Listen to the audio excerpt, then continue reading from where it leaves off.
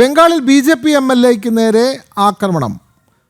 കുമാർഗ്രാം MLA ആയ മനോജ് കുമാർ ഒറോണിനെയാണ് തൃണമൂൽ കോൺഗ്രസ് നേതാക്കൾ ആക്രമിച്ചത്. വെള്ളപ്പൊക്ക ബാധിത പ്രദേശങ്ങളിൽ സഹായങ്ങൾ എത്തിച്ച് നൽകുന്നതിനിടെയായിരുന്നു ഈ ആക്രമണം. കഴിഞ്ഞ ദിവസം ജൽപഗലൂരിൽ BJP MPയ്ക്കും MLAയ്ക്കും നേരെ സമാനമായ ആക്രമണം നടന്നിരുന്നു.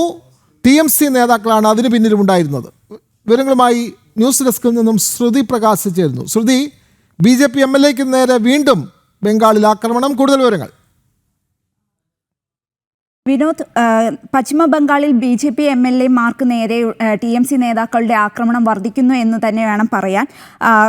കഴിഞ്ഞ ദിവസം ജൽപൈഗുരിയിൽ BJP MPയ്ക്ക് നേരെയും MLAയ്ക്ക് നേരെയും ആക്രമണം ഉണ്ടായിരുന്നു. ഇതിന് പിന്നാലെയാണ് ഇപ്പോൾ കുമാർഗ്രാം MLA ആയ മനോജ് കുമാർ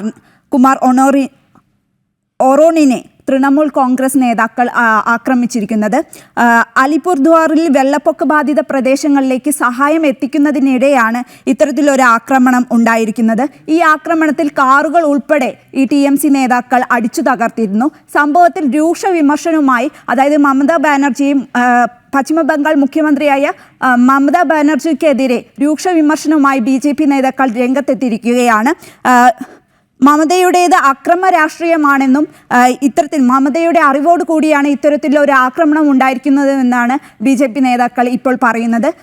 തികച്ചും അക്രമ രാഷ്ട്രീയത്തിന്റെ ഒരു ഉദാഹരണം തന്നെയാണ് പശ്ചിമ ബംഗാളിൽ നമുക്ക് കാണാൻ സാധിക്കുന്നത്. വിനോദ്, തീർച്ചയായും ബംഗാളിൽ BJP ജനപ്രതിനിധികൾക്ക് നേരെ തുടർച്ചയായ ആക്രമണം ഉണ്ടാകുന്നു. ഇന്നലെ BJP MPയ്ക്കും MLAയ്ക്കും നേരെയാണ് ആക്രമണം ഉണ്ടായത്. വെള്ളപ്പൊക്ക ബാധിത പ്രദേശങ്ങൾ സഹായം എത്തിച്ചു നൽകിയ BJP MLA ഇന്നും തൃണമൂൽ കോൺഗ്രസ് പ്രവർത്തകർ MLAയ്ക്ക് നേരെ ആക്രമണം നടത്തി. വിവരങ്ങൾ നൽകുകയായിരുന്നു ശ്രുതി പ്രകാശ്.